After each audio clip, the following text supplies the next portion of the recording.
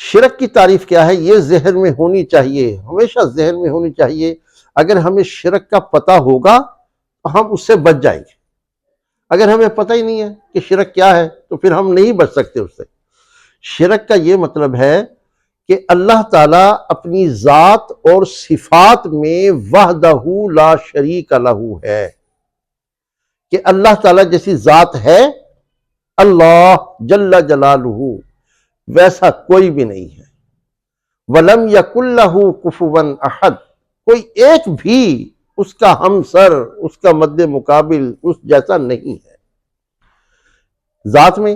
اسی طرح صفات میں جو اللہ تعالیٰ کی صفات ہیں، اللہ تعالیٰ کی صفات جیسی کسی کے پاس صفت نہیں ہے، کسی کے پاس بھی نہیں۔